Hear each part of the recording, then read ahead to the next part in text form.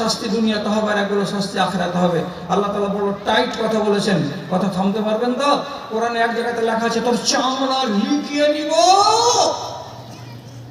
তোর চামড়াকে উপড়ে ফেলে দেব পিঠ থেকে। জিজ্ঞেস করুন আলেমে দিনকে লেখা আছে কোরআন মাজিদ, আল্লাহ তাআলা বলেছেন নাযাদান লিশাওয়া, তোর পিঠের বুকলা পর্যন্ত ছিঁড়ে দেব আমি। চিনিস তুই আমাকে, আমার আগুনকে? এত বড় শাস্তি রব্বুল আলামিন দেওয়ার জন্য প্রস্তুত হয়ে আছেন। আহারে মিঠা হবে এগুলো কি, যখন চামড়াটাকে আমার তুলে নেওয়া যাবে। আল্লাহ তাআলা আরেক জায়গাতে বলছেন খুযুহু ফাগুল্লুহু সুম্মা ফি সিলসিলাতিল জাহিমা সাল্লুহু, এই ফেরেশতারা ধরো এই নালায়কে, শুধু 1 মিটার সুতা দিয়ে নয়, 2 মিটার দিয়ে নয়, 70 গজ জঞ্জির দিয়ে হারামখোরকে বাঁধো, আর বাঁধার পরে একে হিচড়াতে হিচড়াতে টানতে টানতে জাহান্নামে নিয়ে চলো। আপনার মতো মানুষ আর আমার মতো মানুষের জন্যই কথাটা বলা হয়েছে, বেঁধে হিচড়াতে হিচড়াতে জঞ্জির শেকল পরিয়ে দিয়ে আমাকে আপনাকে জাহান্নামে নিয়ে যাওয়া হবে। এটা অসম্ভব কথা নাই বাবা। যদি কেউ যেতে নারাজ হয় যে না ওদিকে যাবো না যাবো না যাবো না করে যদি কোতরাই, আপনি জিজ্ঞেস করেন মাওলানাদেরকে, সূরা জুমারে রব্বুল আলামিন বলছেন ওয়াসিকাল্লাযিনা কাফারু ইলা জাহান্নামা জুমারা, এরকম মোটা মোটা এই লম্বা লম্বা 4 হাতের 5 হাতের লাঠিগুলো, ব্যাটের লাঠি যেমন হয় আসামি বাঁশ দিয়ে তৈরি করা যেমন লাদনাগুলো হয়, ওরকম লাদনা দিয়ে কুকুর পিটা করে পিটে পিটে পিটে পিটে এক একজন মুসলমানকে জাহান্নামের দিকে নিয়ে যাওয়া হবে। আপনি লাত খেতে খেতে জুতা খেতে খেতে যে চলে যাবেন জাহান্নামের দিকে।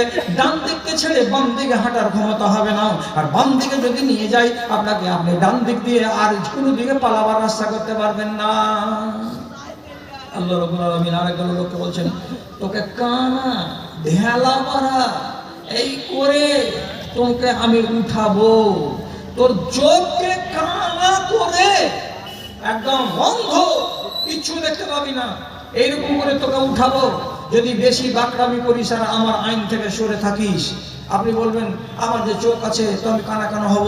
আল্লাহ তাআলা তো যেমন যাকে মানুষ করেছেন তাকে তেমন করে কিয়ামতের দিন উঠাবেন। আমার বাপ আর মা 5 বছর বয়সে আমার খাতনা করে দিয়েছিল, আল্লাহ রাব্বুল আলামিন তার নিজের কুদরতে খাতনাটাকে আবার জোর লাগিয়ে দিয়ে আমি যেমন ছিলাম তেমন করে আল্লাহ হাশরের ময়দানে আমাকে নিয়ে আসবেন। তো তা আমার তো কানা চোখ ছিল না, তো কানা কেন হইলাম? রব্বুল আলামিন সামনে এমনি এমনি করবে আর বলবে আমি কানা কেন যে আল্লাহ, আমি কানা কেন যে আল্লাহ, লিমা হাশারতানি আমা, আমাকে কানা করে কেন উঠিয়েছো মালিক?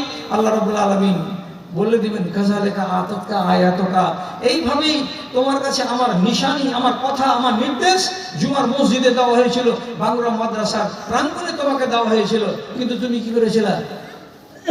আয়াত, আমার আয়াত গেছিল, কিন্তু তুমি সেদিন কি করেছিলে? ভুলে গেছিলে।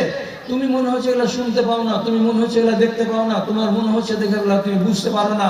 তো তুমি যখন আনকানি দিয়ে কানার মতো অন্যদিকে চলে গেছিলে আমার বিধানকে ছেড়ে দিয়ে, আজ তোমাকে বলে আমি ভুলে গেছি, তোমাকে কানা করে হাসরের ময়দানে রাখবো। কানা হয়ে থাকাটা কত মজার আছে দেখেন তো। জি মালাহার একটা খেপা ছিল, চিরদিন ভিক্ষাইত, তো কানা, ওর কথা শুনলে মানুষ পয়সা দিত ওকে, পথের কুকুর সব খেতে পাই, মোর থালা কেন শুকনো গো, ভগবান রুজি দাও, ভগবান রুজি দাও। 2টি চোখকে নিলে কেন? যদি দিলে 1টি চোখ, যদি নিতে 1টি চোখ, তাতে আমার সুখ হতো গো। হে আমার আল্লাহ, হে আমার ভগবান আমার, এইরকম করে 2টো চোখ কেন তুমি নিয়েছো, একটা কেন নাওনি? একটা দিয়ে একটা যদি নিয়ে নিতে তবু আমার দুনিয়াটা চলতো। এই করে আফসোস করে করে আল্লাহ তাআলার কাছে বলতো। আর কত যে হুঁচট খায় একটা কানা মানুষ, তাহলে আন্দাজ করুন তো, হাসরের ময়দানে আপনাকে 50,000 বছরের সমান সময় নিয়ে দাঁড়িয়ে থাকতে হবে। আপনি বলুন এই কানা চোখ নিয়ে এত লম্বা সময় ধরে এভাবে দাঁড়িয়ে থাকাটা আপনার জন্য আযাব হবে না হবে না? আল্লাহ তাআলা বলছেন বদলা যেমন করে পারবো, যার সাথে তেমন করে চুকাবো। এগুলো লোকের কথা বলছে, বেশি ইচ্ছা চাবে যখন মরে গেলাম, কলেজা শুকিয়ে গেল, আল্লাহ পানি দাও, আল্লাহ পানি দাও। রব্বুল আলামিন সূরা আহজাবে বলছেন ওকে কি করা হবে? ফালিয়াস্তাগীসু ইউগাসুহুম কাল মুহলি ইয়াশবিল ওজুদ বিশা শারাব ওয়াসাআত মুরতাফাকা। বেশি বেশি করে যখন চেঁচাবে পানি দাও পানি দাও পানি দাও করে বলবে, তখন রব্বুল আলামিনের ফেরেশতারা জাহান্নামের ফুটন্ত পুঁজ এবং লৌহকে বড় বড় মগে করে, বাসনে করে, লোহার ডান্ডার মাথায় করে এরা হাত দিয়ে সেগুলোকে ধরবে না, লোহার আঁটুড়ার মাথাতে ওই মগগুলোকে বেঁধে দিয়ে ফুটন্ত পর্যন্ত ওই পুঁজগুলোকে নিয়ে এসে জাহান্নামীদের মাথার মুখের সামনে এনে ধরবে। কাকে পিপাসা লেগেছে? আপনার মতো লোক জমশেদ আলী বলবে আমি বড্ড পিপাসিত, আপনার মুখে ঢেলে দেওয়া হবে, এই নাও পানি, তোমার মেহমানির ব্যবস্থা করেছি। যেমনি এক মগ পানি মুখের ভেতরে ঢেলে দেওয়া যাবে, সঙ্গে সঙ্গে যত কিছু পেটের ভেতরে থাকবে নাড়ি আর বুড়ি সব মলদার দিয়ে বাইরে বেরিয়ে চলে যাবে, কিছুই পেটের ভেতরে থাকবে না। তখন সে বলবে আল্লাহ, এ পানি পান করার চাইতে না পান করাটাই আমার জন্য বেশি ভালো ছিল। শাস্তি নয়? আপনারা এগুলো বদলা।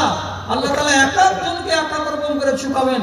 এক জায়গাতে আল্লাহ তাআলা বলছেন এগুলো জাহান্নামীকে একটা খানা দেওয়া হবে, দাও খিদার জ্বালা আছে। আর যাকে খিদা বেশি লেগে যাবে, যদি আলু আর ডাল দিয়ে ভাত দেওয়া যায় তো ও 1.5 থালি ভাত খেয়ে নিবে, তবে বিরিয়ানির মতন স্বাদ লাগবে, কেন পেটে আছে জ্বালা। এবার আল্লাহ তাআলা কাছে বলেন ভুক লেগেছে আল্লাহ, ভুক লেগেছে আল্লাহ, খেতে দাও আল্লাহ, খেতে দাও আল্লাহ। আল্লাহ রাব্বুল আলামিন জাহান্নামীদেরকে বলবেন এই জকুম গাছের কাঁটা পাড়াদেরকে খেতে দাও।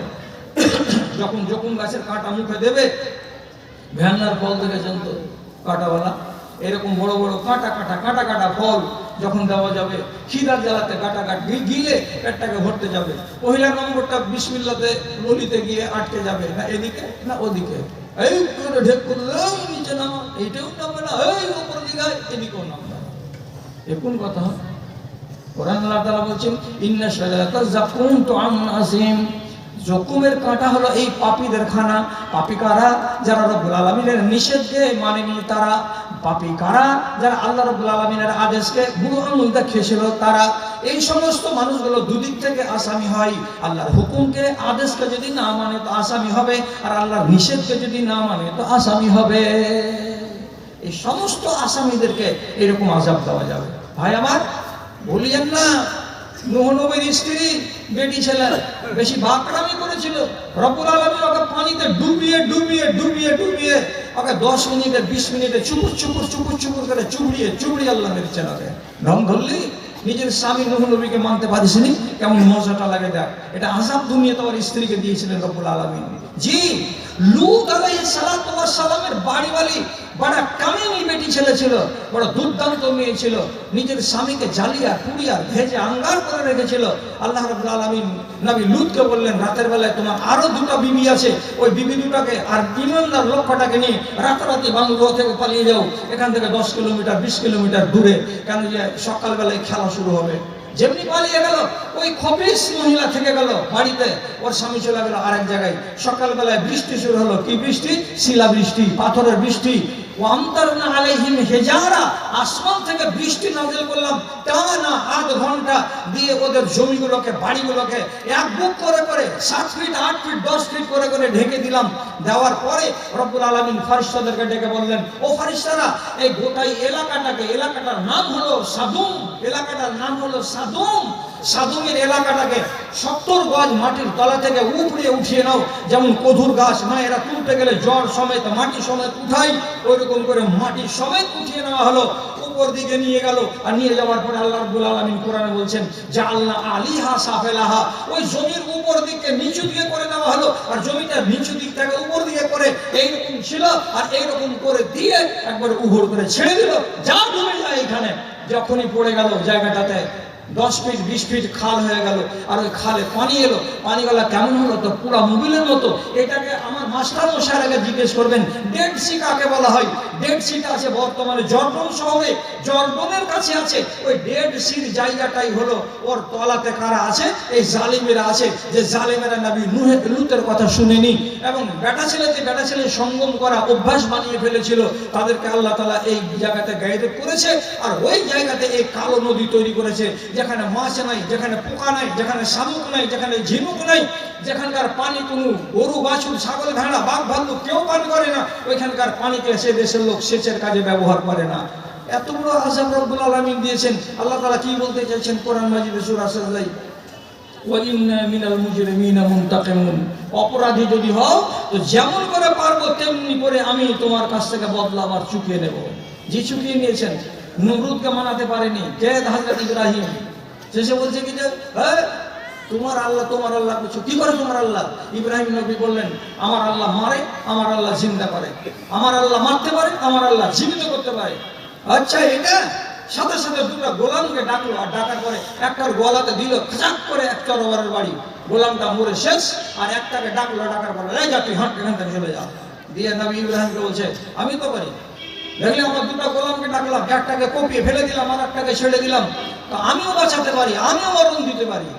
এই বোকার মতন যখন কাজ করে দিল, নবী ইব্রাহিম আলাইহিস সালাম যুক্তিতে এসে গেলেন। যে প্রত্যাবর্তনাকে বলছেন আমার আল্লাহ সূর্যকে পূর্ব দিকে উঠাই এবং পশ্চিম দিকে ডুবাই, তুমি যদি ক্ষমতা রাখো তো এই সূর্যকে পশ্চিম দিকে উঠাও আর পূর্ব দিকে তুমি একে অস্তমিত করো, তাহলে আমি মেনে নেবো যে হ্যাঁ তুমি বিশাল বড় আল্লাহ। যখনই এই পরীক্ষাতে ফেলে দিয়েছে, এমন ভেজালে পড়েছে, আল্লাহ কোরআনে বলছেন ফাবহিতাল্লাযী কাফার, এর পাশা দিকে হাওয়া বেরিয়ে গেল। কোন কথা বললি তুই, এত বড় কাজ তো আমি করতে পারবো না। তারপরেও নমরুদ হযরত ইব্রাহিম আলাইহিস সালামকে আগুনে ফেলেছিল। এবারে তো আপনারা সবাই জানেন, আপনাদের ছোট আর বড়, মেয়ে আর ছেলে সবাই জানে নবী ইব্রাহিমকে নমরুদ আগুনে ফেলেছিল। এই এত বড় আযাব দেওয়া মানুষকে আল্লাহ তাআলা বললেন আমার একটা মাসুম পয়গম্বর, তাকে তুমি এত বড় আযাবে ফেলতে পারো, তাহলে ঠিক আছে আমি তোমাকে ছেড়ে কথা বলবো না, তোমাকে না আযাব দিয়ে মারবো না। নমরুদকে আল্লাহ তাআলা আযাব দিলেন, তার কাছে আযাব কি ফাটালেন? তো সামান্য একটা মাছি, ম্যালেরিয়ার মাছি গুলো চিনেন, যাকে আগরবাতি জ্বালিয়ে জ্বালিয়ে ঘরে ঘরে তাড়াচ্ছেন। এই একটা মশা ঢুকে গেল নাক দিয়ে, ঢুকে যাওয়ার পর একবারে ভিতরে চলে গেল, ভিতরে গেল তো মগজে গিয়ে বাসা বাঁধলো। আর মগজ দিকে যখন আল ফুটায় তাহলে পাগলা মাথাকে একলে করে পিটে, আর মাছিকে মশাকে বলে এই থাম, ঘরে কামড়া, এসে বাইরে এসে কামড়া, বাইরে এসে কামড়া। তোর কথা শুনবে রে বেকুব, শেষে একলে কত মাথা পিটবে, বেতন দিয়ে চাকর রাখা হলো, হ্যাঁ হ্যাঁ করে এমনি করে খালি জুতা মারবি, আস্তে আস্তে করে মারবি, আস্তে আস্তে করে মারবি, যখনই কামড়াবে এই মারছে মারছে মারছে, জুতা খেতে খেতে খেতে খেতে খেতে খেতে ওকে আল্লাহ তাআলা কবরে নিয়ে চলে গেছেন। কথা বুঝতে পারা যাচ্ছে? এই জালেমকে আল্লাহ রাব্বুল আলামিন এভাবেই শাস্তি দিয়েছেন। কারুনের মতো লোক, কি ছিল ন্যাংটা খেয়াটা, কিছু ছিল না।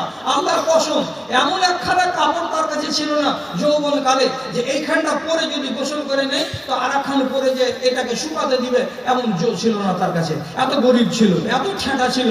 এর স্ত্রী বলল তোমার খালাতো ভাই নবী মুসা দুনিয়ার লোকের জন্য দোয়া করে দিচ্ছে, তো অনেক কিছু হয়ে যাচ্ছে, তুমি যা বলতে পারো না তোমার চাচা খালাতো ভাই নবী মুসাকে তোমার আল্লাহ তাআলা কিছু করে দিবে, এই কথা বলে যাও। শরমের জ্বালায় যাচ্ছিল না, শেষের বেলায় যদি গেল তো নবী মুসা বললেন এই আল্লাহ তুমি এই লোকটাকে কিছু টাকা পয়সা ধন লোকের মালিক বানাও। নবী মুসার দোয়া কবুল হয়ে গেল, এর ধন বাড়তে লাগলো, মাল বাড়তে লাগলো। কেমন হয়ে বাড়লো এগুলো কথা বলতে গেলে লম্বা হয়ে যাবে। শুধু একটা কথা বলি, আমাদের দেশে যেগুলো আমরা কি বলি, এই তেলাপিয়ার মাছ বলি, তেলাপিয়ার মাছগুলো যদি দুটা এনে পুকুরে আপনি ছেড়ে দেন, 6 মাসের মাথায় দেখবেন 600টা, আর 6 মাসের মাথায় দেখতে পাবেন 3 6 1800টা পুকুরকে ভর্তি করে দেয়। কে? তেলাপিয়ার মাছে। এতটাই তারা বাড়তে পারে আর এতটা তারা বংশ বিস্তার করতে পারে।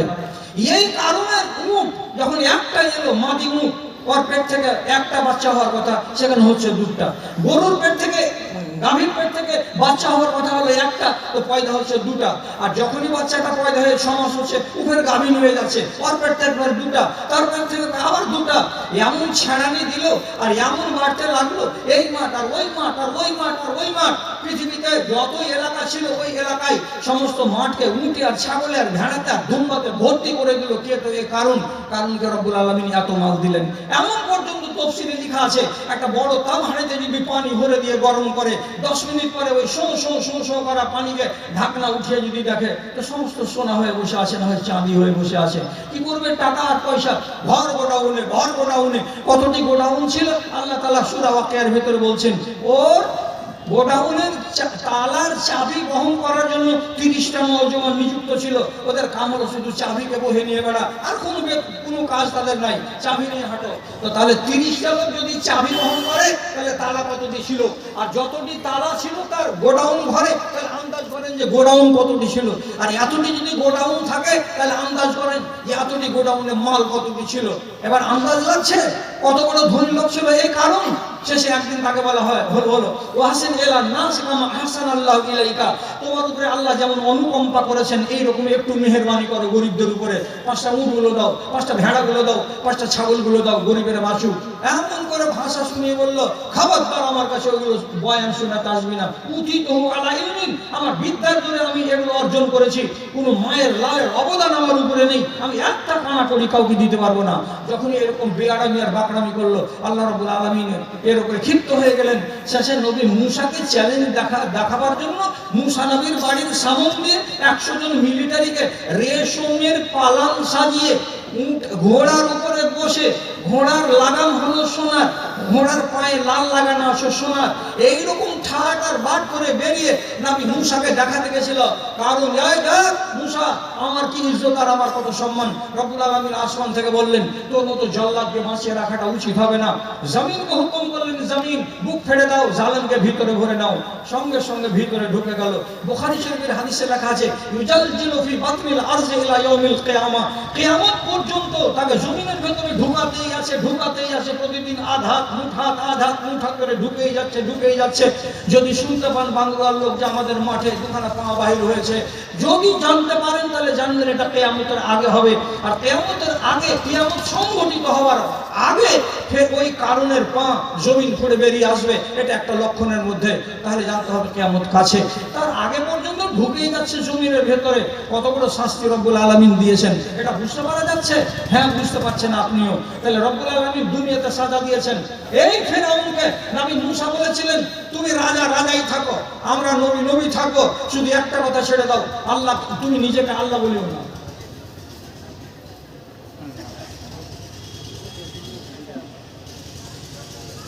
ঠিকই আছে, হ্যাঁ, আমি তো আগে করেছি, যত তাড়াতাড়ি হবে ছাড়বে তত তাড়াতাড়ি হবে।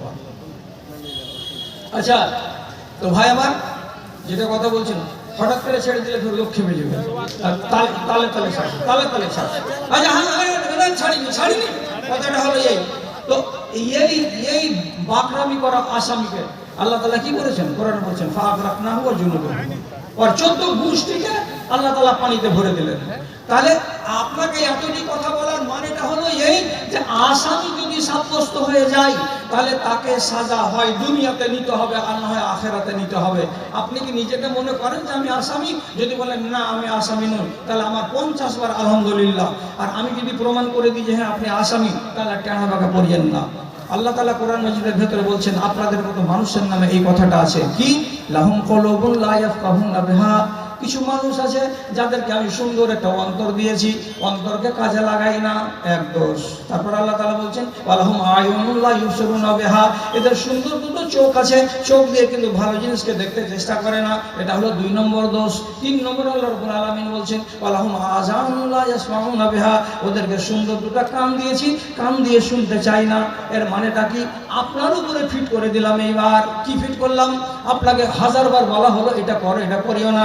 কান দিয়ে শুনছেন কিন্তু কাজে লাগাচ্ছেন না, চোখ দিয়ে দেখছেন কিন্তু কাজে লাগাচ্ছেন না, আর অন্তর দিয়ে বুঝছেন কিন্তু সেটাকে কাজে লাগাচ্ছেন না। এমন মানুষকে আল্লাহ রাব্বুল আলামিন ডেকে বলছেন উলাইকা কাল আনআম, এরা হলো 4 পায়ের জানোয়ার, এরা হলো চতুষ্পদ জন্তু। দেখেন, তাহলে মানুষকে যদি রব্বুল আলামিন 4 পায়ের জানোয়ার বলে দেন, তাহলে আপনি কার কাছে বিচার নিয়ে যাবেন? কারোর কাছে কিছু বলার আছে আপনার? ওইগুলো কথা আর ওদিকে যায়েন না। কোরআনে আরেক জায়গায় রব্বুল আলামিন বলেছেন, ওইটা আছে সূরা আনফালের ভেতরে, ওই যে পৃথিবীতে সবচেয়ে নোংরা জানোয়ার কোনটা? আপনি বলবেন শুয়োর। আল্লাহ তাআলা বলছেন শুয়োরের চাইতে নোংরা জানোয়ার আছে দুনিয়াতে, তুমি ওদেরকে চেনো?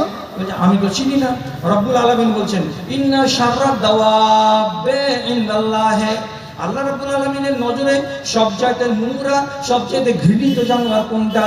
তো রব্বুল আলামিন নিজে বলে দিচ্ছেন সুম্মু আল বুকুমুল্লাযী লা ইয়াকিলুন, যে শোনার মতো যোগ্যতা রাখে অথচ শোনে না, বহিরার মতো ভান করে।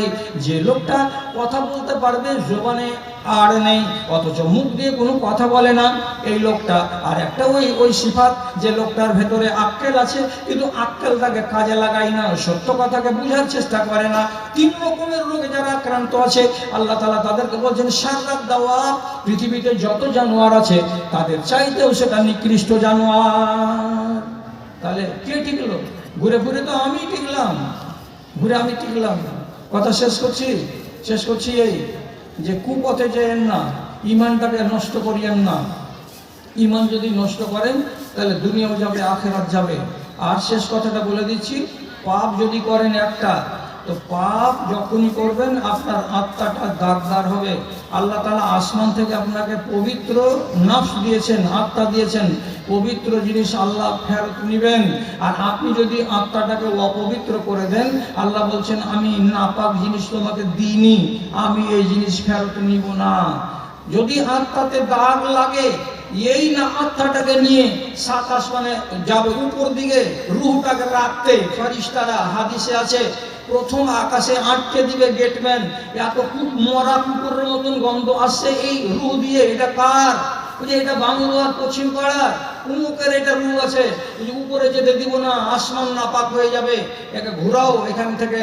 আল্লাহর ফেরেশতারা যারা নিয়ে যাচ্ছিল রূহটাকে উপর দিকে আসমানে, ওই রূহের বাসনে রাখার জন্য, ওরাকে যখন আটকে দেবে, ওরা ওটাকে ছেড়ে দেবে ওইখান থেকে এই নফসটাকে একবারে আল্লাহ তাআলা হুকুমে নিচে আছাড় মেরে ফেলা হবে। কোন জায়গাতে গিয়ে পড়বে? 7টা ভাগ জমিনের তলায় একখানা জায়গা আছে, জায়গাটার নাম হলো সিজ্জিন। সিজ্জিনে গিয়ে পড়বে। আর সিজ্জিনে যদি কোনো রূহ চলে যায়, আল্লাহর কসম খেয়ে বলছে আমার বাপজান, এই রূহ না কবরে সুখ পাবে, না হাসরে সুখ পাবে, না কিয়ামতের মাঠে সুখ পাবে, না ফায়সালা হওয়ার পরে সুখ পাবে। আর তকদিরে যে বাম নামলোই, ও একদম জিন্দেগি ওর কালি হয়ে গেল। জি। আর যদি উপরে চলে যাই তাহলে যাবে কোথায়? তো ইল্লিয়িনের থেকে রূহটা এসেছিল আপনার আমার দুনিয়ার মানুষের। পাক রূহ রাখবেন, আবার ফেরত যাবে কোথায়? ইল্লিয়িনে। যদি আমার রূহ ইল্লিয়িনে পৌঁছে যেতে পারে তাহলে আমি কামিয়াব। আর ধাপ্পা যদি লাগে আপনার ইমানে, গেল, সব কিছু গেল। অতএব ইমানটাকে পাক রাখবেন। ইমানকে পাক রাখার জন্য 3টা ওষুধ খাইন মাঝে মাঝে। একটা ওষুধ হলো কবর জিয়ারত করা, 2টা ওষুধ হলো, 2 নম্বর ওষুধ হলো রাতের বেলায় নির্জনে বসে মরণকে স্মরণ করা। আর 3 নম্বর ওষুধ হলো নিজের বাড়িতে বসে বসে, যখন ডানে বামে কোনো লোকজন থাকবে না, তখন নিজের আমলগুলোকে নিজে নীতিতে পাল্লাতে চাপিয়ে ওজন করা। আপনি বলবেন পারবো করতে? কি হ্যাঁ পারবেন। সকাল ভোরে 5টার সময় উঠে আপনি সন্ধ্যা এসা পর্যন্ত কি কি কাজ করেছেন, এ কথাটিকে আপনি কি নিজের বাংলাতে বলতে পারবেন না? আপনি নিজে বলছেন, ডানে বামে তো কোনো লোক নেই, বলবেন সকালে একটা ফকিরকে 2 টাকা দিয়েছি, আলহামদুলিল্লাহ। তারপরে আমি বাড়ি এলাম, তো দেখছি যে এইখানকার একটা মাওলানা সাহেব খাড়ো, বাড়ি কোথায়? তো বাড়ি তালগাছি, নাস্তা পানি করেছেন, ওকে খাইয়ে দিলাম, আলহামদুলিল্লাহ। জোহর আজান পড়লো, 4 টাকা নামাজ পড়ে দিয়েছেন, আলহামদুলিল্লাহ। তারপরে আসরের নামাজ হলো, তারপরে চলে গেলেন বাজারে গিয়ে কিন্তু আপনি আর আসরের নামাজ পড়লেন না। এটা পাপের খাতাতে লিখে দেন। কোন একটা লোককে চড় মেরে দিয়েছিলেন, চড় মেরে দেওয়াটাকে পাপের খাতাতে লিখেন। এইরকম করে করে নিজের পাপ আর পুণ্যকে প্রত্যেক দিনকার ওজন করে দেখেন। যদি দেখেন যে আমার পাপ বেশি হয়ে যাচ্ছে, নিজেকে বদলাতে চেষ্টা করবেন। এটা 1 নম্বর। মরণকে স্মরণ করতে গেলে অনেক উপকার আছে। মরণ স্মরণ হতে গেলে আপনার পাপ হবে না আপনার দ্বারাই। আর কবরস্থানকে যদি জিয়ারত করতে যাওয়া যায়, তো কবর দেখতে গেলে নিজের উপরে ফিট হয়ে যাবে এই কথাগুলো। এই কবরটা পুরানা, এই কবরটা 15 দিন হলো, এই কবরটা 2 বছর হলো, আমার বাপের কবর চিনতে পারি না, আমি আর কিছুদিন পর মরে যাব, আমার কবর এই কবরস্থানই হবে, আমাকে কেউ চিনতে পারবে না, আমার উপরে এতদিন মাটি পড়ে থাকবে। এই কথাগুলো যখন ভাববেন, তখন আপনার ভেতরটা কিন্তু পরিষ্কার হয়ে উঠবে। এই 3টা জিনিস করে কি, যেমন মানুষের পানিকে পরিষ্কার করার জন্য ফিটকিরি দিয়ে দিতে গেলে পরিষ্কার হয়, তেমনি আপনার ইমানটাকে ফিটকিরি দিয়ে পরিষ্কার করার মতো করে এই 3খানা জিনিস আপনাকে হেফাজত করে রাখবে। তাহলে এই 3খান জিনিসকে হেফাজত করবেন ইনশাআল্লাহ। আর বাড়বো না, এরা যেন আর কিছু কথা না বলে।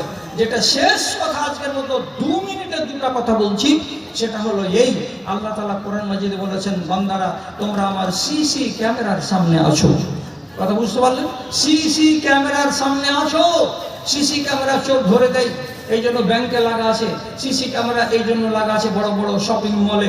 একটা চুরি করে পার হতে পারবেন না। আল্লাহ তাআলা বলছেন, ওয়া মাকুম আইনামা কুনতুম, তুমি যেখানেই থাকো না কেন আমার চোখ তোমার উপরে আছে। এই কথাটার উপরে যদি বিশ্বাস রাখেন, তাহলে আল্লাহ আপনার ঈমানটাকে নষ্ট হতে দেবে না। আর একটা কথা বলে দিয়েছে, সেটা কি? কিরামান কাতিবিন, ডান কাঁধে একটা ফেরেশতা আছে নেকি লেখে, বাম কাঁধে একটা ফেরেশতা আছে পাপ লেখে। পাপটা করার কালেও এটাও রেকর্ড, নেকিটা করার কালে এটাও ভিডিও রেকর্ড। সব ভিডিও রেকর্ড হচ্ছে আমার দাদা, আমার ভাই। সবাই ভালো করে বুঝেন, এমনি রেকর্ড নয়, ভিডিও রেকর্ড হচ্ছে। আল্লাহর কসম, আপনি পাপ করার আগে খবরদার একবার ভাববেন এটা ভিডিও রেকর্ড হয়ে গেল। ভিডিও রেকর্ডটাকে আপনি মিটাতে পারবেন? কোরআনে লেখা আছে ইয়াউমা তুবলাস সারাইরু ফামা লাহু মিন কুওয়াতিন ওয়ালা নাসির। আপনার মতো মানুষটা যখন কিয়ামতের দিন স্বীকার করবে না যে আমি আসামি, তখন আল্লাহ তাআলা বলবেন তোর ভিডিও চালাবো? হ্যাঁ চালাবেন আল্লাহ তাআলা। আর ভিডিও চালিয়ে আপনার যতগুলো দোষ আর ত্রুটি আছে আপনার চোখের সামনে 20 জন মানুষের সামনে আল্লাহ তাআলা দেখাবেন। তো যদি ভিডিও আজকে না হচ্ছে তো দেখাবেন কেমন করে আল্লাহ তাআলা? কথা বুঝতে পারছেন তো? কোরআনের আয়াত একটাকে আপনি অস্বীকার করার চেষ্টা করবেন না। অতএব যখনই কোনো কাজ করবেন, ভালো করলেও আপনার ভিডিও ক্যাসেট, মন্দ করলেও ভিডিও ক্যাসেট, এটাকে যদি মগজে তাজা করে রাখেন তাহলে ইনশাআল্লাহ আপনার ঈমান ড্যামেজ হবে না। আচ্ছা, এবার আমাদের ঘড়িতে বাজতে চললো 12টা 10 মিনিট। এই জামানায় 12টা পর্যন্ত কোনো লোক থাকে না। আপনারা এতটি লোক আছেন, ভালো লাগলো। তবে এর থেকে বেশি লোক ছিল ভান্ডারিতে। যত হুড়াহুড়ি, গেটটাকে ছেড়ে না দিলে এত লাখ টাকা দামের গেটকে সত্যানাশ করে রেখে দিত এরা। তো যাই হোক, ভালো কাজ, 14টা গরু খেয়ে নিয়েছেন, এত বড় মসজিদ ধরেছেন। এখন এনারা বলছেন যে আমার হাতে নাকি কিছু লোক টাকা পয়সা কিছু দিবেন। তো 5টা মিনিট এখানে বসেন, আপনার মুখ থেকে আমি যখন দোয়াগুলো বলবো একটু খালি আমিন বলবেন, এতে আপনারও লাভ হবে। 5 মিনিটের বেশি 6 মিনিট আপনি বসিয়েন না, এটা আপনাকে আমি কথা দিলাম। তারপরে আপনি উঠে যাবেন, আমি একটু ছোট করে দোয়া বলবো, আপনি খালি একবার আমিন বলে দেবেন। তো কোনো দাদা এমন আছেন যিনি বলবেন যে হ্যাঁ তোমার হাতে 10টা কি 20টা কি 100টা টাকা দেবো, যদি থাকেন তো আওয়াজ করেন। এখানে লিস্ট আছে নাকি কোনো যে দিয়েছে টাকা পয়সা দেবে? না, এগুলো সব আদায় হয়ে গেছে। কোনো দাদাজি আছেন কি এরকম যিনি বলবেন যে হ্যাঁ আপনার হাতে 500 টাকা দেবো? দেন, যদি দেওয়ার থাকে তো দেন। আরেকটা তাফাজুল ঘুরে ঘুরে ওইটাই গাইকে দিয়ে হয়েছে। হ্যাঁ, দক্ষিণ দিককার যতটা ইট লাগবে দেওয়ালে দেওয়ালে সব ইট দিয়ে দিবেন। আচ্ছা, আলহামদুলিল্লাহ। আর খাস দেওয়া হবে না কেন? তাফাজুল একটা প্রফেসর, ইনকাম করে, তারপরে ইটের ব্যবসা তা তো আছেই। ওর বাড়ি হলে এবার চাকরি পেয়ে গেছে, টাকা গুলালে ঘাঁকে রেখে দাও, আমি খালি মাসে মাসে টাকাটি গুনে দিয়ে চলে আসবো। আল্লাহ, এক ভাই 500 টাকা, আল্লাহুম্মা সাল্লি আলাইহি, আল্লাহুম্মা বারিক আলাইহি। আমার একজন ভাই 200 টাকা, আলহামদুলিল্লাহ। দেন, চট করে দিন, যে চট করে বাড়ি যায়। 1000 টাকা পিলার দিয়েছেন, আলহামদুলিল্লাহ, মাশাআল্লাহ, জাযাকাল্লাহ, আল্লাহুম্মা সাল্লি আলাইহি, আল্লাহুম্মা বারিক আলাইহি। পরওয়ারদিগার, আমার দাদাজি দান করতে সাদরে গ্রহণ করো। আর একজন ভাই আমার 500 টাকা, আল্লাহ তুমি তার প্রতি অসংখ্যতারে দেখো, 70 বছর রেখা। হেডমাস্টারের ছেলে master Abul Hasan sir, major ছেলে, মাশাআল্লাহ। কতটি? 5000। আলহামদুলিল্লাহ, মাশাআল্লাহ। আমার এই ভাইজান একটা পিলার দিবেন, একটা পিলার, আর 5000 টাকা দান। আল্লাহুম্মা সাল্লি আলাইহি, আল্লাহুম্মা বারিক আলাইহি। রব্বে কারীম, ভাই দানকে তুমি কবুল করে নাও, যে আশায় দিশা আশাকে পূরণ করো, আমিন আমিন বিরহমাতিকা ইয়া আরহামার রাহিমিন। আরেকজন আমার ভাইজান 100 টাকা, আরেকজন 100 টাকা, আরেকজন 50 টাকা দান কবুল করো পাক সুবহান মিনাল মুনার রহমান আমিন। আচ্ছা, আর আমি তো হ্যাঁ একটা পিলার শাহাবুদ্দিন, একটা পিলার, পিলারে যত টাকা খরচা হবে 20,000 টাকা দিয়েছে, আর 20,000 টাকা নগদে। আলহামদুলিল্লাহ, আলহামদুলিল্লাহ। আপনারা একটু বলবেন যে আল্লাহ রাব্বুল আলামিন যেন তাদের রুজিতে বরকত দেয়, বলুন আল্লাহুম্মা আমিন। আয় আল্লাহ, তুমি তাদেরকে দুনিয়াতে কামিয়াব করো, আর আখিরাতে তুমি কামিয়াব করবে। একটা পিলারের দাম 40,000 টাকা মনে হয় ধার্য হয়েছে, 20,000 টাকা নগদ এর আগে দিয়েছিল, আর আবার এখন 20,000 টাকা নগদে দিয়েই ফেলে দিয়েছে। আর যদি কিছু লেগে থেকে যাই পরবর্তীতে সেটা দেওয়া যাবে ইনশাআল্লাহ। তোমার আদেশে দিন চলে যায়, তোমার আদেশে দিন চলে যায়। আর একজন ভাই 200 টাকা। আচ্ছা, রমজান মাস আসছে কয়দিন পরে? 5-6 দিন পরে। আব্দুল বাড়ি সাহেব কি আছেন? একটু এদিকে সাড়া দেন। আচ্ছা, রমজান মাস চলে আসছে, রমজান মাসে কোরআন মাজিদ পড়বেন, 100 ওয়াবের কাজ। আর মাদ্রাসা ক্যাশিয়ার, ও আব্দুল বাড়ি সাহেব, ওই আব্দুল বাড়ি সাহেব একটু কথা বলেন, একটু কথা বলেন ভাই আব্দুল বাড়ি সাহেব। তো বলছি, রমজানে এই সুযোগের মাসে, ইবাদতের মাসে একটা বাংলা কিতাব পড়বেন। কি একটা বাংলা কিতাব যদি কাউরি পড়ার আগ্রহ থাকে তো 100 পাতার বইখানাকে নিয়ে যা বাড়তে পড়িয়েন। বইটার নাম হলো জান্নাতে যাওয়ার উপায়। জান্নাতে, আলহামদুলিল্লাহ, আমার ভাই 100 টাকা। জান্নাতে যাওয়ার উপায়। 35টা সিঁড়ি আছে, একটা সিঁড়িতে পা দিবেন, আল্লাহ আপনাকে কামিয়াব করবে। এই উপায়, ওই যে সাদা গাড়িখানটা আছে ওখানে, ওই গাড়িখানের কাছে যান, 30টা টাকা লাগবে, 3 কাপ চা। এই দোকানে মাটির ভাড়ে 10 টাকা করে, মুরগি শ্যাম আমাকে 15 দিন আগে খাওয়াইলো। তাহলে 10 টাকা করে যদি চার দাম হয়, 3 কাপ চা এই সপ্তাহে কম যদি খাই, একখানা ইসলামী বই পাবো, হাদিস আর কোরআন দিয়ে সাজানো আছে। যান রমজান মাসে পড়বেন, ওই সাদা ট্যাক্সিটার কাছে গিয়ে 30টা টাকা দিয়ে নিয়ে নেবেন। ইনশাআল্লাহ আপনার বউ, আপনার বেটা, আপনার স্ত্রী, ছেলে মেয়ে এরা উপকৃত হবে। তোমার আদেশে, এর আগে কিছু দিয়েছেন কিনা? তোমার আদেশে দিন চলে যায়, তোমার আদেশে দিন চলে যায়, আধার নেমে আসে রাতে, কত যে শক্তি লুকায় রেখেছো তোমার নিপুণ দুই হাতে, তোমার নিপুণ দুই হাতে। আরেকজন 100 টাকা। আল্লাহুম্মা সাল্লি আলাইহি আল্লাহুম্মা বারিক আলাইহি আল্লাহুম্মা ইয়্যিদু বিল ইলমি ওয়াল হিলমি ওয়া যায়্যিনহু বিল ঈমানি ওয়াত তাকওয়া ওয়া লা তু'রিজু বিল ফিতানি ইয়া রাব্বাল আলামিন। আমিন বিরহমাতিকা ইয়া আরহামার রাহিমিন। এ কথা শোধালে হৃদয় আমার সত্যি দহিয়া যায়, এ কথা শোধালে হৃদয় আমার সত্যি দহিয়া যায়, কেন প্রতিদিন ভারত ভূমিতে মুসলিম জবাই হয়। রামের দেশে রবে রাম ভক্তরা, তাদের বড় সমাদর, দেশের সেবক যত সব ওরা, মুসলমান দাগাবাজ চোর, মুসলমান দাগাবাজ চোর।